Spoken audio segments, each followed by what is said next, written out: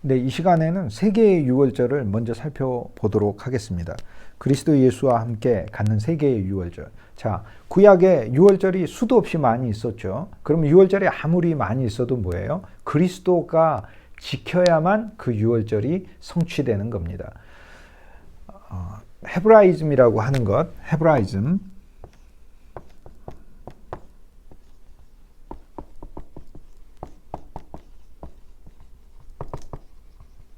히브리인들의 사상이라는 말이죠. 헤브라이즘. 헤브라이즘은 히브리인들의 사상, 히브리인들의 정신, 히브리인들의 어를 가리키죠. 이 히브리는 강을 건넌 자니까 아브라함처럼 이방의 땅에서 하나님의 약속으로 온 자들이죠. 그런데 이건 단순히 그냥 하나님을 믿는 걸 말하는 게 아니라 헤브라이즘의 진짜 본령은요, 하나님을 믿는 그런 차원이 아니에요. 하나님은 우리 민족도 믿었어요.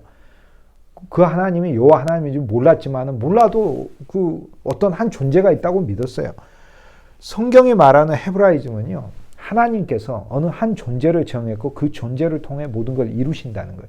그 존재가 그리스도예요. 하나님이 그리스도를 창세전에 정해놓고 인간을 만들어도 그리스도를 만나게 돼 있고, 하나님께서 히브리 민족을 만들어도 히브리 민족은 전부 다 무엇을 설명하게 만든 거예요? 그리스도 예수를 설명하게 만드신 민족인 거예요. 그럼 아브라함이 창조된 것도 그리스도를 설명하려고 창조된 것이고, 아브라함이 구출을 받은 것도 그리스도를 설명하기 위해서 갈대아 우르에서 구출받은 것이고, 이삭에게 다 일어난 일도 그리스도를 설명하기 위한 거고, 야곱에게 다 일어난 일도 다 그리스도를 설명하기 위한 거예요. 이것에 대해 여러분이 더 깊게 알고 싶다면 제가 창세기에 대해서 강의와 특강과 말씀을 전한 부분들이 있어요.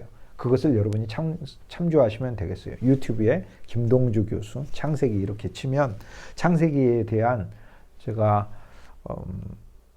비교적 거의 대부분의 말씀에 대해서 생명의 그리스도, 초대교회의 교부들의 신앙의 관점에서 풀이해 놓은 부분이 있으니까 그걸 참조하시면 좋겠어요. 헤브라이즘이라는 건 주 예수 그리스도를 통하여 성취되는 것을 말해요. 다만 유대인은 메시아를 믿었지만 그 메시아가 예수, 즉 메시안 그리스도를 말해요. 메시안 같은 말이에요. 메시아는 히브리어고 그리스도는 헬라어예요.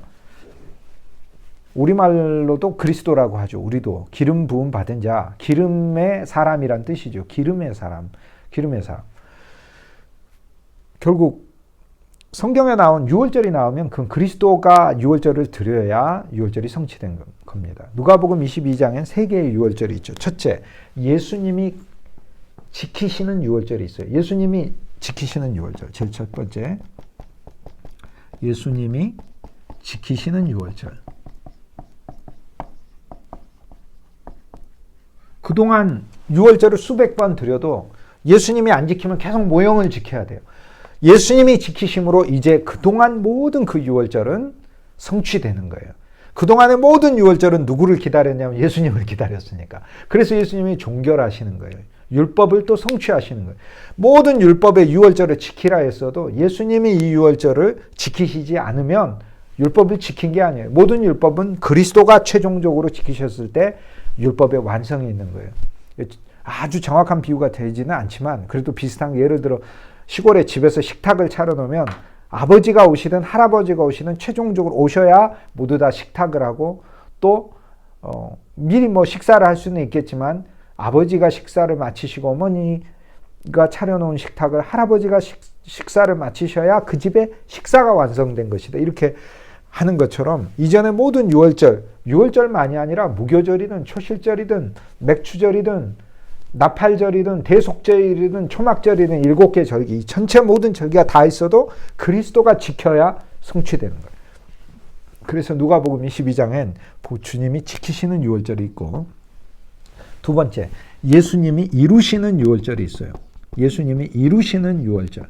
예수님이 이루시는 유월절은 그 다음날 그리스도께서 붙잡히시고, 지금 현재 붙잡히시고 건네졌잖아요, 이미. 그러니까 지금 체포조가 결성이 돼서 예수님을 쫓아오고 있잖아요. 찾아오고 있잖아요. 지금 현재 가룟 유다가 로케이션만 가르쳐주면 바로 예수님 붙잡히시죠. 그리고 겟세마네 동산에서 붙잡히시는, 그 다음날 십자가에서 어린 양이 죽잖아요. 그러니까 진짜 예수님이 이 유월절 자체를 이루고 계시는 거예요. 그래서 구약의 유월절을 지키셔서 종결하시는 유월절, 첫째. 두 번째, 그리스도가 십자가에서 이루시는 유월절. 세 번째, 그리고 예수께서 말씀하시되 이 잔은 내 피 안에 있는 새 언약이라. 너희를 위하여 내 피로 세우는, 원문에는 내 피 안에서 세우는 새 언약이라 라고 얘기하시면서 예수님이 선물하시는 유월절이 있어요. 선물하는 유월절. 이 유월절은 새로운 식탁이에요. 그래서 그리스도는 실은 누가복음 22장에 세 개의 유월절을 우리한테 보여주는 거예요. 우리는 이제 최후의 만찬과 최후의 만찬은 1번이고 그리스도는 최후의 만찬이 아니라 당신이 우주적 새로운 유월절을 그 다음날 세우시는 거죠.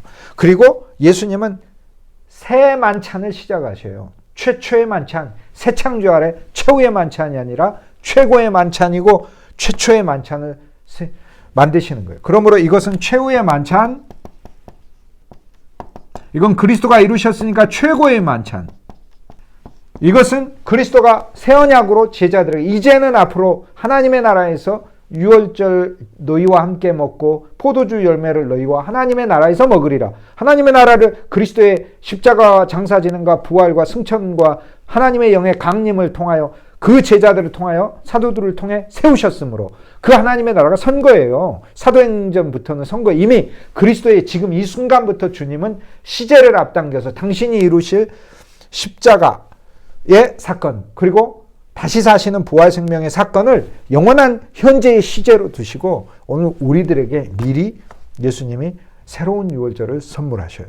그래서 이것은 최초의 만찬이 되는 것입니다.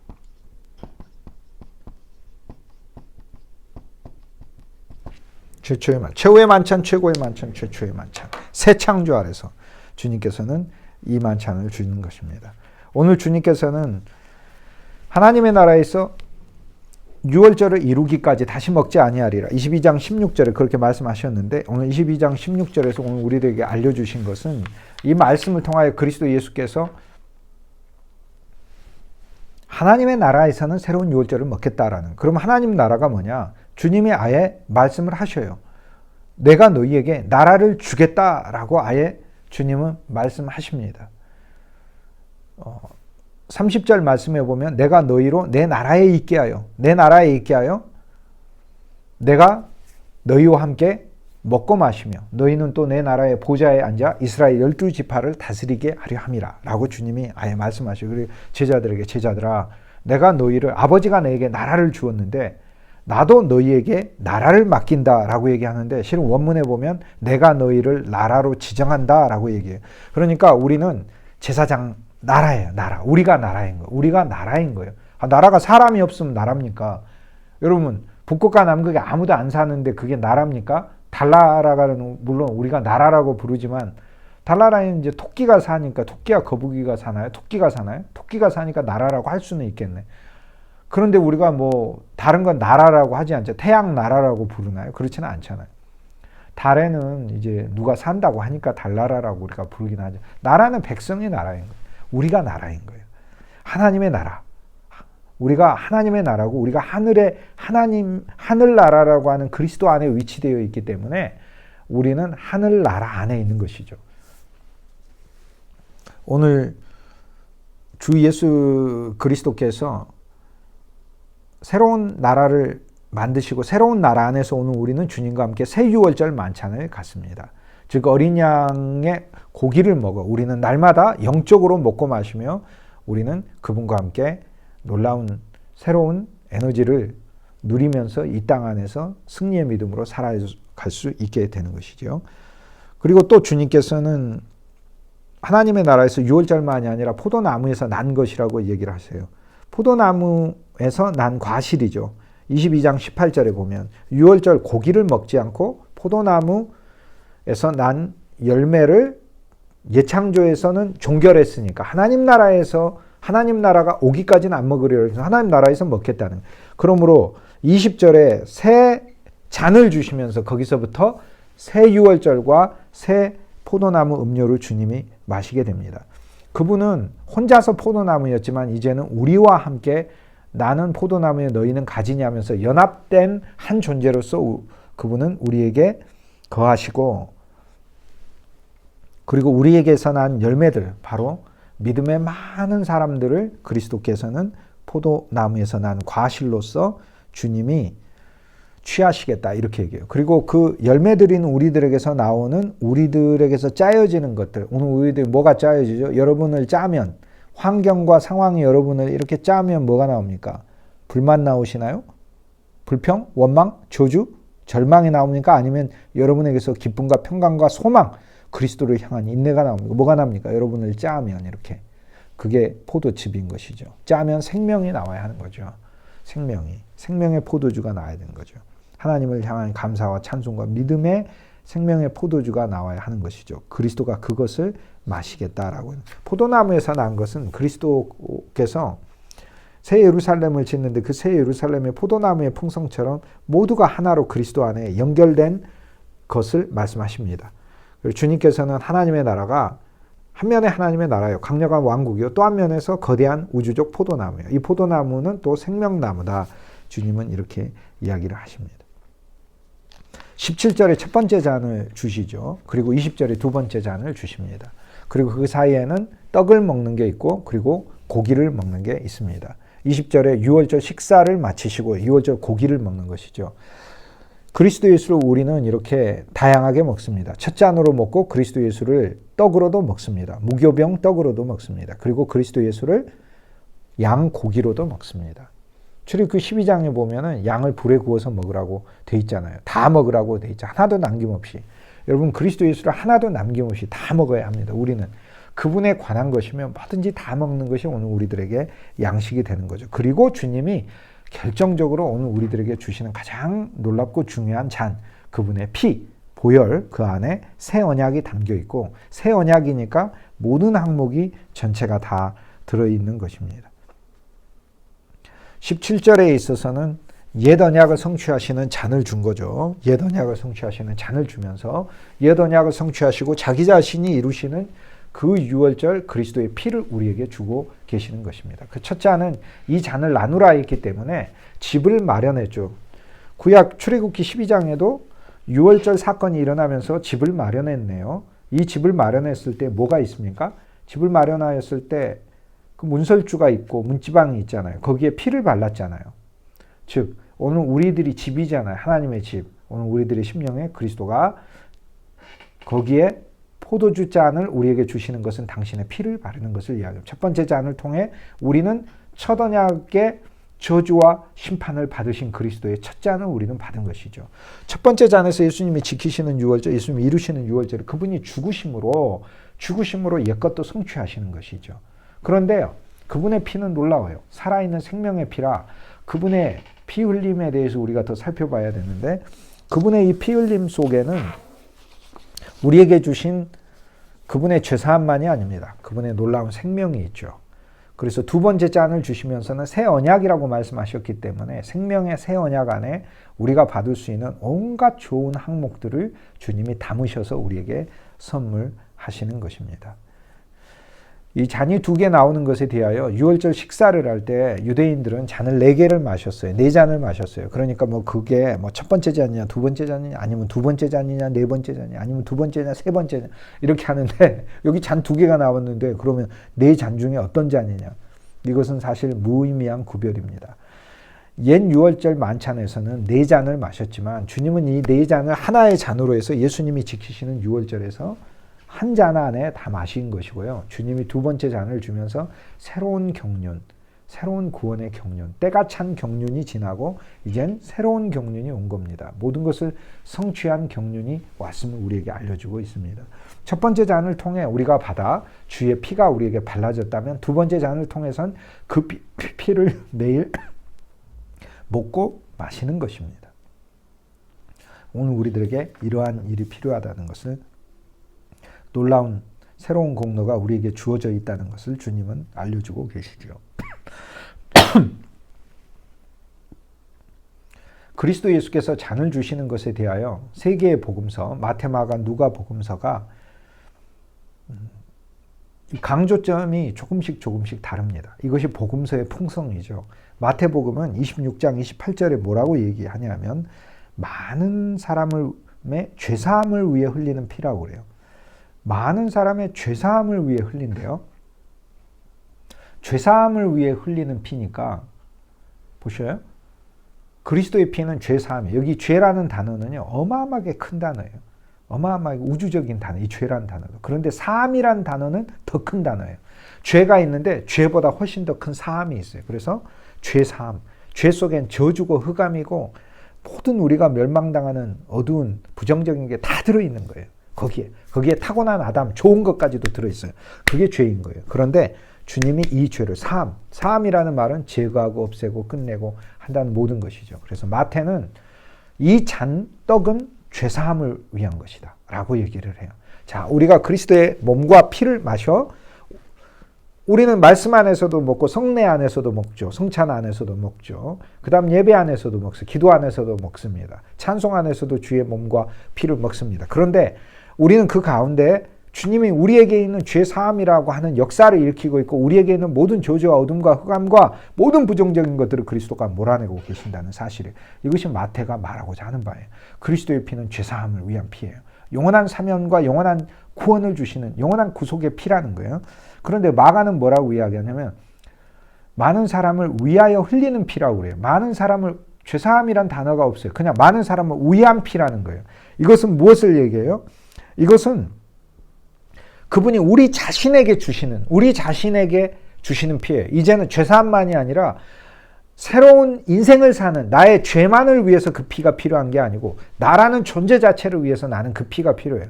나는 그분의 피로 수혈받아야 하는 것이고요. 그분의 피 안에서 나는 아버지께 나아가야 되고 나는 그 피를 어디든지 다 적용해야 돼요. 단지 죄값으로만 하는 게 아니에요. 지성소로 가기 위해서도 나는 그 피가 필요해요. 그래서 마가가 이야기하는 거, 이 피는 너희를 위하여, 많은 사람을 위하여, 특히 우리 자신 자체를 위하여라고 얘기를 해요.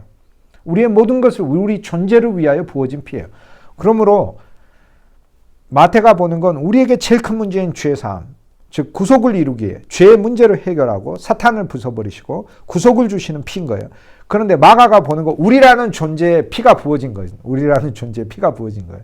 그런데 누가는 뭐라고 이야기하냐면 그 피 안에 새 언약이 있다는 거예요. 새 언약을 위하여 주신 피라는 거예요. 그것도 너희를 위하여라고 구체적으로 지적하면서 이제 우리가 더 주관적으로 새 언약을 누리는 피다라고 얘기를 해요. 이것은 단순히 제사함만이 아니고 또 내 존재에 부어진 것만이 아니라 이건 새로운 언약이다라고 얘기를 합니다. 이것이 세 개의 말씀에 세 복음서에 나와 있는 그리스도의 성찬에 관한 말씀의 차이인 것입니다. 마태복음은 26장 28절에 너희의 죄사함을 위하여 주는 피다 이렇게 얘기를 하고 마가복음은 14장 24절에 많은 사람을 위해 흘리는 내 피다라고 우리한테 그냥 부어지는 피다라고 얘기해요. 이제 우리는 그 피를 누구에게든지 무엇에든지 어떤 일에든지 다 적용할 수 있어요. 그러니까 우리가 부르는 모든 찬송이 다 예수의 피를 찬송하는 거잖아요. 다. 죄에서 자유를 얻게 함은 보혈의 능력, 주의 보혈. 우리는 얼마나 보혈에 관한 찬송을 많이 불러요. 늘 보혈. 보혈에 대한 찬송을 불러요. 아무리 많이 불러도 부족하지 않아요. 나의 죄를 씻기는 예수의 피밖에 없네. 다 그리스도의 피. 부어졌어요. 아예 우리한테 부어졌어요. 다시 정하게. 한번 우린 정해졌어. 그런데 내가 또 정하고 싶은데 정함을 누리고 싶은 나 오늘 연약해. 죄가 내 안에 있어. 그러나 내가 그리스도 안에 다시 나의 죄라는 불신을 깨고 그분에게 다시 나아가고 싶은데 근데 내 의의가 없잖아. 의의가 없으면 어떻게 피를 적용하면 되지. 이 피가 있잖아. 피. 내 의의가 없으면 피를 적용하면 되지. 신은 의의가 없진 않아요. 그리스도의 의의가 있지. 그리고 주를 믿으면 또 믿음도 의의로 보신다고 했기 때문에 의의도 있고 피도 있고 생명도 있고 영도 있고 뭐 어마어마하게 많아요. 너무나 놀라운 게 많아요. 우리들에게. 하나님 아버지께 언제나 감사함으로 기뻐함으로 늘 나아가야 합니다. 여러 가지 일과 환경으로 어려움이 있으신 분들도 있을 텐데요. 죄사함을 이 죄 속엔 저주도 들어있고요. 불행도 들어있어요. 그걸 주님이 사함, 쫓아버렸다는 얘기. 제거하고 없애버리고 밟아버리고 이겨버리고 씻어버리고 완전히 이것을 주님께서 삭제해버리셨다는 뜻이에요. 아페시스라는 단어예요. 아페시스.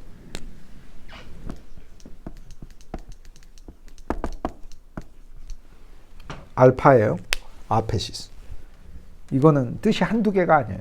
사함이라 뭐 한 단어로 간단히 해서 용서만 알고 그것만이 아니에요. 용서, 제거, 씻음, 뭐 이 추방, 축출, 정복, 승리 모든 게 다 들어있는 뜻이에요. 예수님이 일으키신 사건이 바로 그 사건이에요.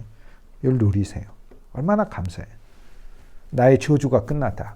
그 다음 그리스도의 피가 부어져 있어요. 피로 다 뿌렸잖아요.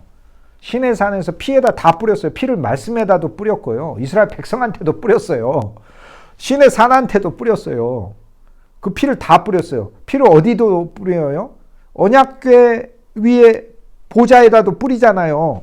대제사장이 이렇게 숙이고 가서 하얀 세마포 옷을 입고 대속제일에 지성소 안에 들어가 염소의 피와 송아지의 피를 섞어서 송아지의 화목제의 피와 염소의 죄악된 우리를 구속하는 그리스도의 정결한 피, 죄를 이기는 바로 이 속한 피와 그리고 그분의 순전한 피가 섞여진 거죠. 이것을 7번 뿌리잖아요. 이렇게 덮개판 위에.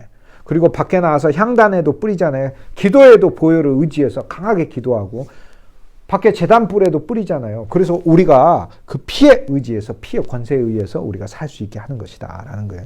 이게 바로 첫 번째 너희가 피를 나누라이고 그리고 피를 우리에게 마셔라 라고 주님께서 두 번째 잔을 주시며 새 언약이라고 말씀하셨을 땐 어마어마한 그분의 선물과 항목이 다 들어있는 거예요. 그것을 누리라. 그리고 이 놀라운 생명의 새 언약이라고 하셨기 때문에 새 언약은 그분의 살아있는 생명과 영에 내가 참여하고 교통하는 거예요. 이제는 그분의 피를 마심으로 그분의 영에 내가 교통하는 거예요. 그분과 내가 하나 되는 거예요. 그냥 정말로 하나 되는 거예요. 단순히 피를 내 부정적인 것을 이기는 데만 사용하는 게 아니에요. 그래서 우리는 누가복음을 또 적용하여 야, 이 얼마나 놀랍고 감사한 것인가 라는 것을 알 수 있습니다. 우리에게 놀라운 새 언약이 있으니까 하나님 안에서 그분이 우리의 삶을 풍성하게 하시고 회복하시고 다시 일으키시고 축복하실 것을 기대하십시다. 하나님을 신뢰해서 믿음으로 승리하도록 하십시다. 하나님 반드시 그렇게 하십니다. 믿음 없는 제게도 하나님께서 한량없이 은혜를 베푸셨는데 여러분은 그래도 주를 의지하는 믿음이 있으시잖아요. 그러니까 하나님을 더욱더 신뢰하고 또 믿음이 없어도 염려하지 마세요. 주님의 믿음을 주실 것이고 여러분에게 큰 주의 복을 허락하실 거예요. 피 흘림은 그분의 죽음이죠. 그 죽음으로 값을 치렀다는 것이죠. 두 번째, 피 흘림의 의미가 있죠. 피 흘림의 제일 첫 번째는 그분의 죽음이에요. 피 흘림이다. 이렇게 했을 때.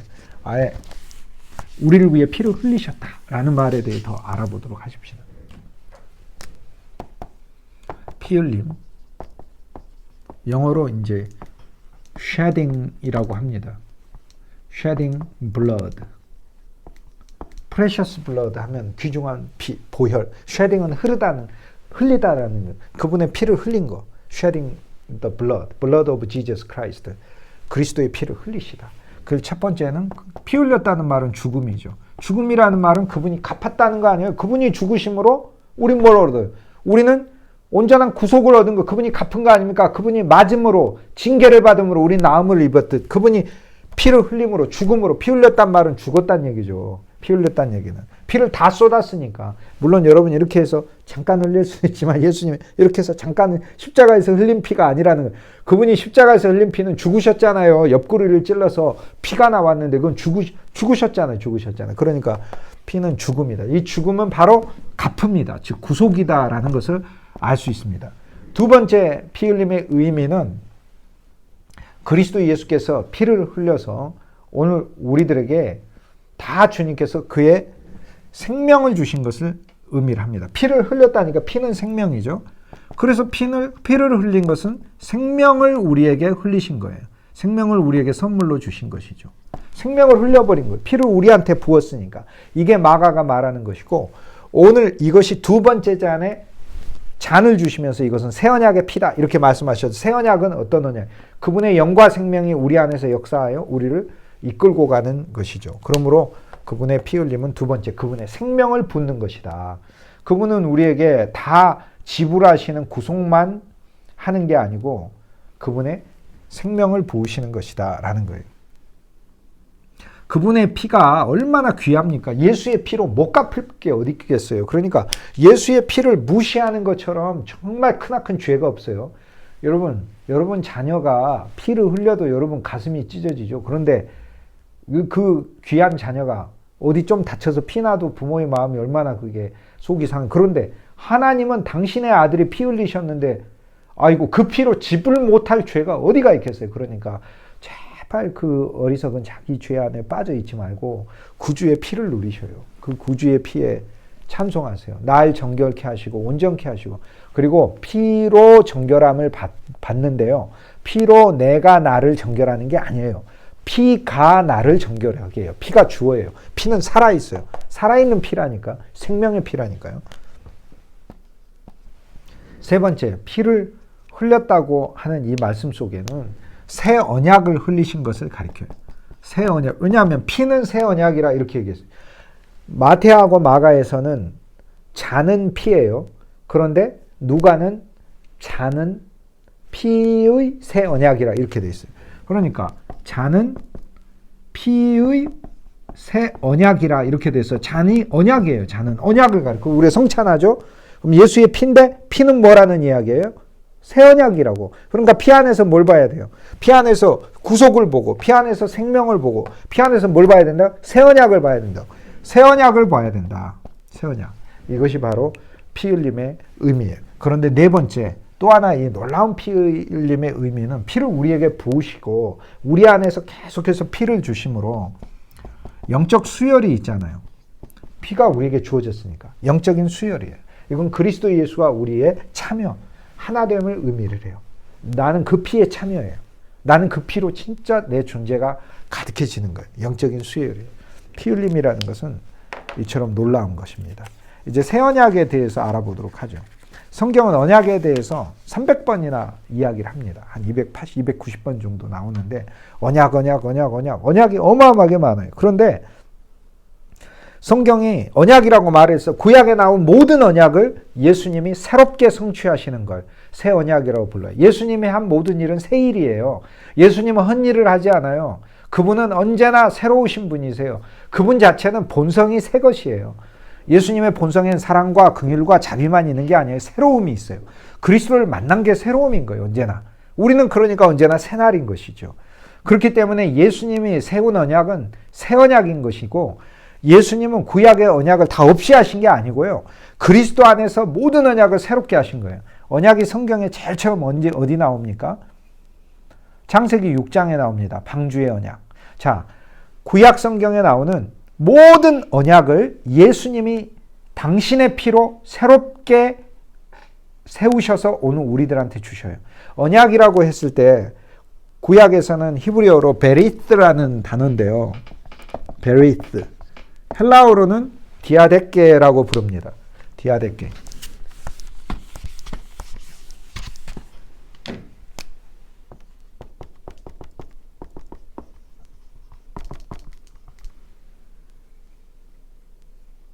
히브리어고요.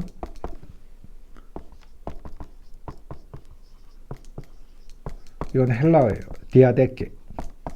디아는 이렇게 쪼갰다는 뜻이고 데케는 위치시켰다는 말이에요. 재물을 쪼개가지고 놨어요. 그리고 그 재물 사이로 쌍방이 걸어가요. 그래서 그 재물에 죽음을 놓고 맹세하는 거예요. 그러니까 이걸 언약이라고 부르는 거예요. 베리트도 역시 쪼개졌다는 이야기예요.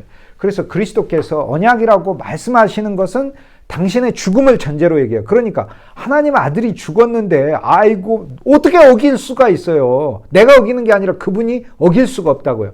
새 언약은 그분이 세웠잖아요. 내가 언제 언약 세워달라고 했어요? 내가 언약 세워달라고 여러분이 예수님 보고 언약 세워달라고 했습니까? 안 했잖아요. 실은 우린 사실 그렇게 부탁해야 돼요.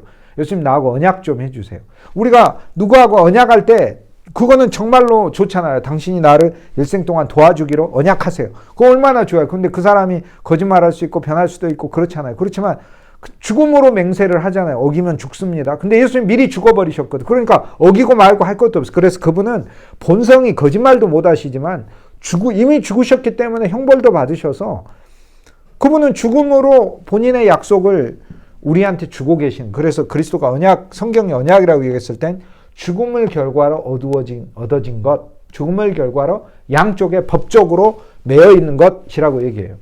나는 그리스도한테 언약 요구한 적 없는데 난 그냥 예수님 영접하라고 해서 예수님을 믿었잖아요. 믿었는데 알고 봤더니 예수님과 어마어마한 계약서에, 언약서에 사인을 해버렸더라고. 근데 그 언약의 내용이 너무나 많아. 그런데 거기 보니까 내가 연약하면 언제나 찾아오시겠다고 언약하고, 내가 주님을 배반하면 우리는 주님을 늘 배반하나, 주 예수 여전히 날 부르사 계속해서 날 부르겠다고 하고, 그래서 내 마음이 돌아서면 이렇게 부르고, 어느 날 이 수탉도 부르고 암탉도 부르고, 꽃기호에서 내가 그리스도를 알게 하고, 아니면은 어떤 내가 쓰러져서 죽어 있으면 선한 사마리아 사람 보내가지고 나를 다시 일으키시기도 하고, 아니면 그리스도의 빛을 주시기도 하고, 놀라운 방법으로 주님은 나하고 놀라운 언약을 맺으신 거예요. 언제나 날 은혜로 돌보시고 긍휼로 돌보시고 생명으로 돌보시겠다고.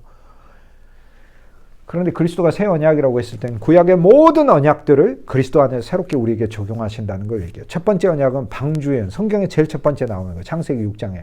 노아야, 방주를 만들어라. 방주에 들어가면 반드시 산다. 이것이 언약이다 그래요. 그래서 방주에 들어가면 반드시 산대.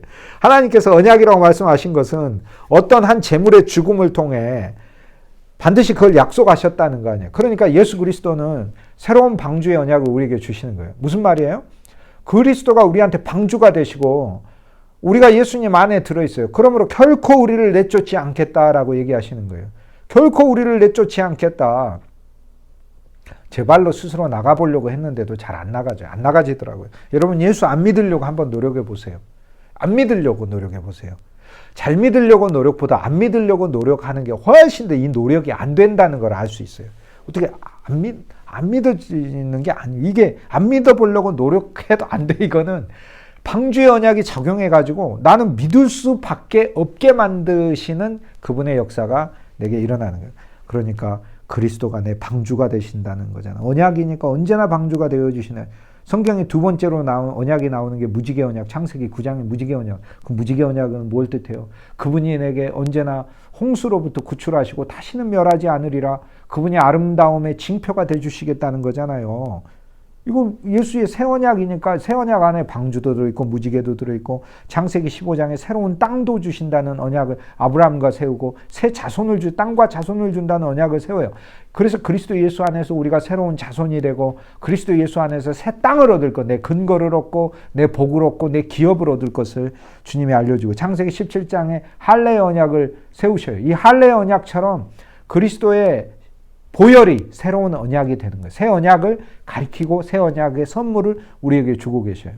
보혈이 있기 때문에 우리는 주의 피를 의지하면서 내 자신을 의지하지 아니하고, 구약의 할례가 이스라엘 백성의 표를 가진 것처럼 예수의 피가 우리가 하나님께 속한 자라는 그런 의미가 돼버렸잖아요. 피 흘림은 사실 주님이 우리를 소유하신 것을 말합니다. 다 지불해서 우리를 소유하셨다 라는 의미가 피 흘림 속에도 또 들어 있습니다. 이삭하고 영원한 언약을 세우셔요. 창세기 17장에 이스마엘이 아니라 이삭하고. 그 얘기가 무슨 얘기예요? 그리스도 예수가 영원한 언약을 세웠고 우리 안에 내주하시는 예수 그리스도가 영원한 언약을 하나님과도 세웠고 나하고도 세운다 이 말씀이에요. 그리고 창세기 21장에 아브라함과 아비멜렉이 언약을 세워요. 아비멜렉이 잘된 아브라함을 보고 와가지고 아유 이제 사이좋게 지내십시다. 우리와 우리 후손을 좀 잘 대해주세요 라고 얘기해요. 그 언약을 맺잖아요. 그리스도 안에서 새 언약을 주님이 우리에게 적용하셔요. 아브라함의 후손으로 예수님인데 예수님한테 가서 예수님 앞으로 우리하고 예수님 사이좋게 좀 지냈으면 좋겠어요. 예수님이 오케이 그래요. 그러니까 제가 예수님 언약해 주세요. 계속해서 나한테 나이스하게 해주시겠다고. 그러니까 예수님이 언약합니다 라고 예수의 피의 새 언약을 우리는 그렇게 적용할 필요가 있는 거예요. 언약은 계속해서 나옵니다. 성경 안에. 안식일도 언약이고요. 이삭과 아비멜렉도 창세기 26장에 언약을 하고요. 출애굽기 31장에 안식일 언약도 나오고요. 그리고 시내산에서 시내산 언약을 가져요. 모든 말씀에 대하여 피로써 이스라엘 백성하고 하나님하고 언약을 맺는데 이 언약은 모든 것에 대한 언약이에요. 그러니까 한마디로 이스라엘 사람도 이스라엘 사람의 가족도 이스라엘 사람이 하는 일도 직장도 소새끼도 뭐 양새끼도 모든 소유까지도 다 언약 안에 포함된다라는 거예요. 그래서 하나님이 언약 세웠다는 게 뭐예요? 아, 그분의 백성으로 그분의 돌보시는 자녀로 또 소유로 모든 만사와 만물을 다 대하겠다. 만인을 그렇게 대하겠다라고 약속하신 거라는 거죠. 이 복을 어디서 얻느냐? 그리스도 예수 안에 얻는 것이죠. 히브리서 말씀에서는 그리스도 예수를 통하여 이 놀라운 새 언약이 오늘 우리들에게 성취되었다라고 하면서 이것을 새 언약이다라고 얘기합니다. 히브리서 7장 18절에는 전에 있던 계명이 연약하고 무익함으로 계명은 나한테 요구만 하지 주는 게 없었어요. 그러므로 패하시고 그리스도께서 새 언약을 주셨는데 더 좋은 언약을 우리에게 주셨다. 히브리서 7장 22절에 더 좋은 언약의 보증이 되셨다라고 얘기해요. 더 좋은 언약을 세우시기도 했지만 이제 그 언약이 있으면 내가 못 믿어. 그러니까 보증을 주세요. 그러잖아요. 그런데 보증이 예수님 자신이 됐어요.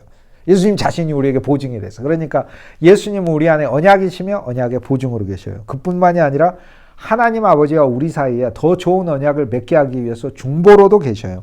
보증도 되시고 중보. 그게 히브리서 9장 15절에 그는 새로운 언약의 중보니 첫 언약 때에 범한 모든 죄들을 율법으로 우리를 보시고 율법으로 우리를 정산하시는 그것에 대해서는 다 용서하시고 이제는 새 언약 아래서 우리를 대하시는 이 새 언약은 그분의 은혜와 긍휼과 생명의 역사에서 구약에 있는 모든 언약들을 우리를 방주 안에 영원히 두게 하시고 무지개로 늘 우리를 당신의 선함을 보이시고 보호하시고 우리 안에 새 영을 보내시고 새 선물을 보내시고 우리를 하나님 사람이 되게 하시고 우리 소유에 다 그리스도의 피가 뿌려지게 해서 예수님께 속한 것이 되게 하고 나와 여러분의 모든 행사와 가족들이 이미 하나님께 구별된 존재들이거든요. 우린 그걸 볼 필요가 있어요. 여러분 자녀들이 있으시죠. 또 여러분 자녀이시죠. 여러분이 그리스도를 믿기 때문에 하나님 여러분 자녀들을 특별하게 보세요. 거룩하게 보신다는 말은 구별해서 특별하게 보신다. 믿는 자의 자녀와 믿지 않는 자의 자녀를 어찌 하나님이 똑같이 보십니까? 야곱과 에서를 어떻게 똑같이 보십니까? 결코 똑같이 보지 않습니다. 하나님은 여러분의 자녀들을 진짜 사실 특별하게 보세요. 아직은 잘 못 믿고 그런다 하더라도 특별하게 보세요. 그 특별하게 보신 하나님의 은혜에 기대서 더 주님께 우리가 기쁨으로 기도하도록 하십시다. 그럼 하나님의 역사가 우리 자녀들에게 더 풍성하게 나타나는 것입니다. 기도는 겸손한 거를 의미를 해요. 교만하니까 기도를 안 하죠. 혼자 힘으로 해볼 수도 있고 우리가 겸손하면 주께 늘 구할 수 있게 되는 것이지요. 새 언약이라는 것은 그러므로 한두 가지가 아니에요. 아론에게 언약을 주셨고요. 다윗 왕조에게 언약을 주셨어요. 그리스도의 왕국이 영원하래요. 우리는 주님 안에서 주의 영원한 왕국을 누리고 있어요. 이건 말할 수 없는 언약이에요. 예레미야 31장에 있는 이 언약은요. 다시는 우리의 씨가 다시 이가 쉬지 않는 신포도주를 먹어서 우리의 이가 쉬지 않는 우리의 부모가 신포도주를 먹어도 내 이가 쉬지 않는 즉 하나님께서 형벌의 세대들을 정하시고 그 세대가 끝나게 하셔서 나는 그리스도 안에서 새로운 축복의 세대로 바꿔주시겠다고 하는 것을 말씀하셔요. 내가 이스라엘 백성들과 새 언약을 세운다고 하시고 가축과 사람을 두어서 풍성하게 하신다고 약속을 하셔요. 그리스도 예수가 내 안에서 이제는 주도하고 하신다고 말씀하세요. 에스겔서 36장에 있어서는 주님께서 우리에게 주시는 그 놀라운 새 언약은 36장 26절에 새 영을 우리 안에 두고 새 마음도 주신대요. 그러니까 영도 마음도 그분이 주시는 거예요. 실제요. 그리스도가 우리 안에서 새 마음을 정말 늘 주고 계시는 이 역사를 체험할 필요 있어요. 생명이신 예수 그리스도, 생명으로 체험하고 이 생명이 우리에게 오면 이 생명이 이미 여러분의 속에 있어요. 그리스도가 있는데 왜 생명이 없겠어요? 그리스도가 생명이시니까. 이 생명은 새 마음을 늘 저절로 주셔요. 그래서 잠깐 어그러진 마음, 근심이 되는 마음, 염려의 마음, 절망의 마음으로 가도 주님의 생명을 통해 그분에게 다시 우리를 돌리시는 것을 우리는 체험할 필요가 있습니다. 이 새 언약이라고 하는 것 속에는 예수 그리스도께서 우리에게 주고자 하시는 모든 것을 다 담아놓고 있어요.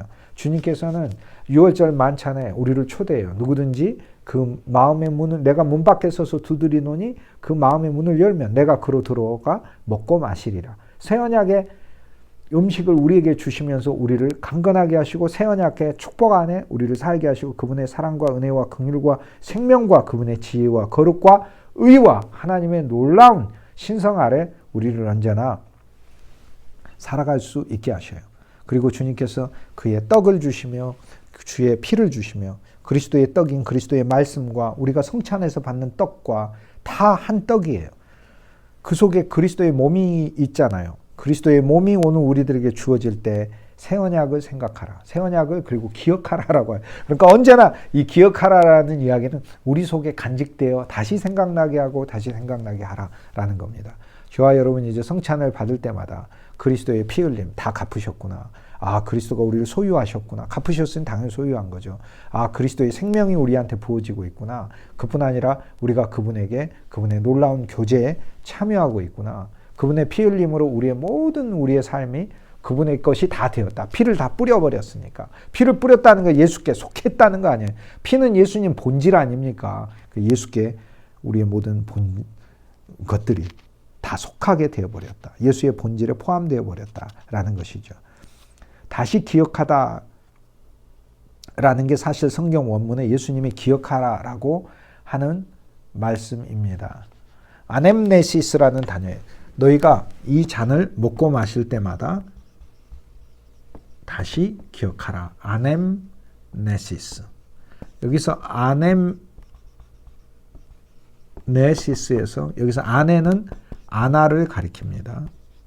네시스는 기억하다예요. 그래서 실은 아넴네시스는 그냥 기억이 아니고 다시 기억하라. 근데 성경의 아나는 그냥 다시가 아니라 새롭게라는 말이에요. 그런데 그냥 새로움도 아니고 부활 안에서의 새로움이에요. 그게 아나예요. 그래서 부활이라는 말은 아나스타시스예요. 스타시스는 서다는 건데 죽었다 살아났다는 뜻이 아니라 아나스타시스. 다시 선 건데 그냥 뭐 죽었다 이렇게 다시 섰다는 뜻이 아니라 정말 새로움, 하나님의 부활의 새로움을 아나라고 부릅니다. 아나. 이 아나라는 헬라어 이 어근이 성경 단어에 굉장히 많이 등장해요. 아나가 등장할 땐 아나가 nemnesis만으로도 기억하다예요. 그런데 아넴네시스 그랬을 때는 다시 기억하는 건데 부활 안에서 기억하는 거예요. 즉 그리스도의 부활 생명. 하나님이 우리를 부활이 뭐예요? 예수님이 살아계시다는 거예요. 그리스도가 살아계심 아래서 이것을 새 언약을 늘 기억하고 새 언약은 구약의 모든 언약이라고 쓰여진 이 항목을 예수님이 다시 우리에게 갱신하여 선물하시는 겁니다. 얼마나 감사한지 모르겠습니다. 그리스도의 만찬에 주님께서 새 만찬은 우리에게 늘 배설하고 있어요. 우리 인생은 날마다 주와 만찬임을 알 필요가 있어요. 오늘 우리들의 예배와 집회, 오늘 우리들의 여러분이 개인적으로 주의 말씀을 볼 때도 주와의 만찬이 되게 하고 새 언약을 체험해야 되고 말씀 속에 그리스도의 피를 먹고 마셔야 돼요. 우리가 성찬을 할 때도 성찬은 더 구체적인 이 실제로서 우리가 체험하는 거죠. 그러나 그냥 먹고 마시면 무슨 유익이 있냐? 고린도전 10장에 바울이 얘기하잖아요. 믿음으로 주의 상을 분별하고 우리가 들어가야 된다. 즉 주의 상이 하나님의 그 거룩을 담고 있고 우리에게 주는 새 언약을 포함한 것으로 우리가 이걸 먹고 마셔야 된다라고 얘기를 합니다.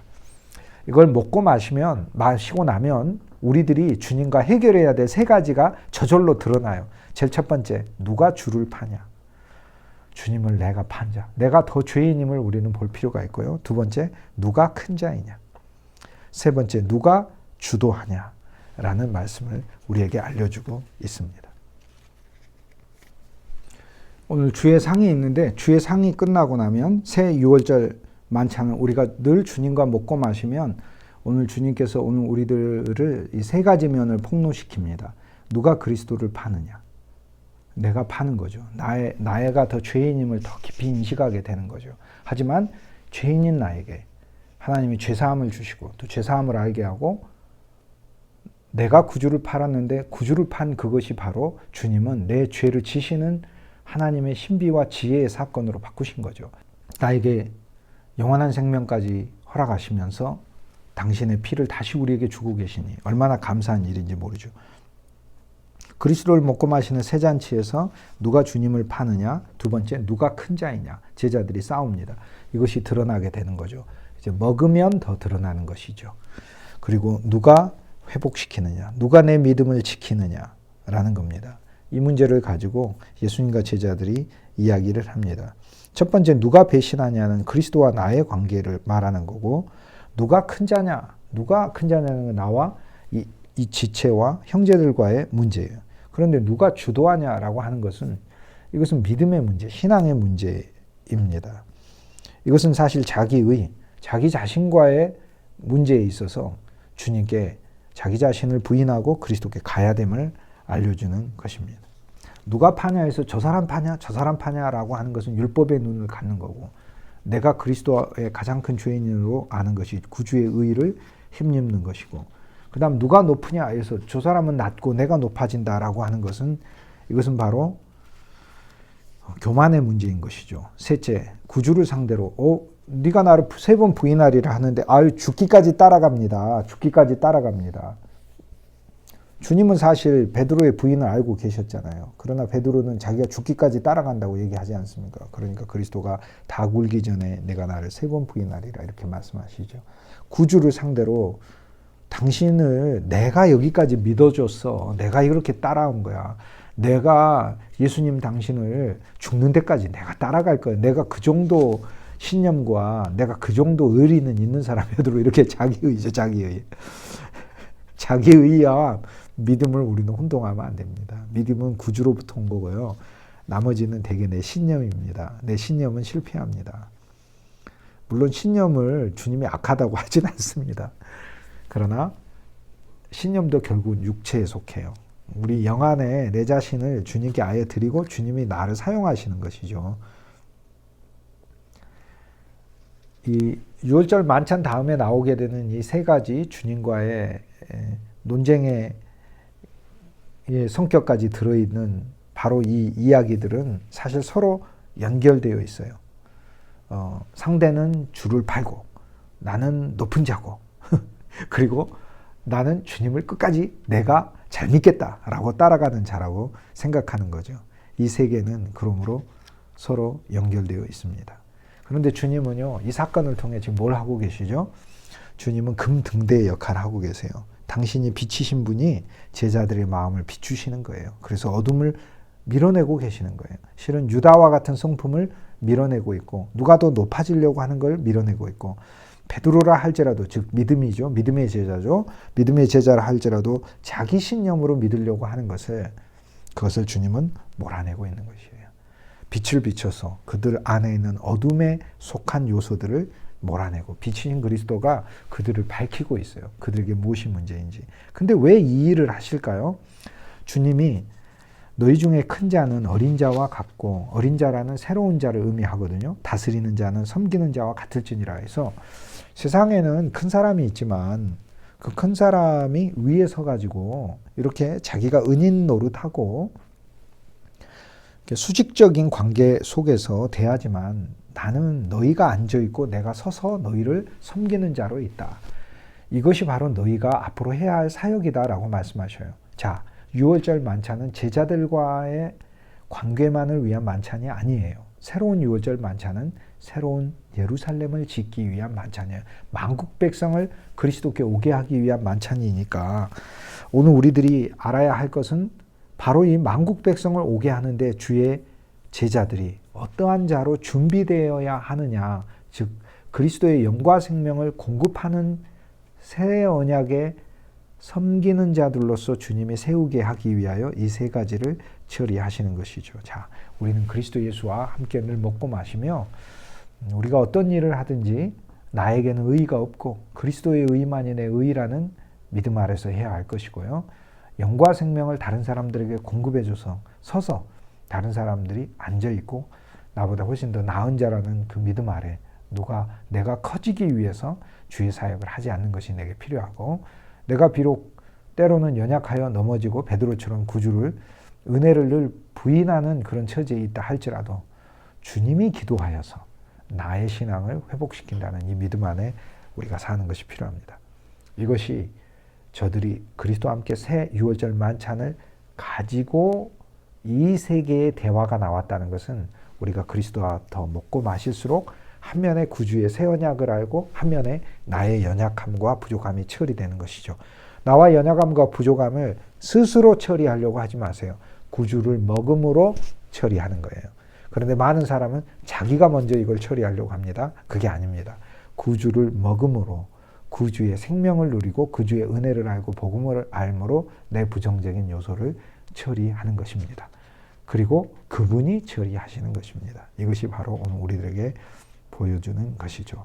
그 이후에 이제 그리스도는 제자들을 향해 정말 권면하며, 이 환악의 금등대가 되셔서 제자들의 어둠 세 가지 요소도 비추지만 파는 거, 누가 크려고 하는 거, 그 다음 누가 주도하려고 하는 거 이런 걸 비추시지만 또 다른 면으로 그들을 세상의 빛으로 쓰시겠다고 해요. 너희는 나라이다.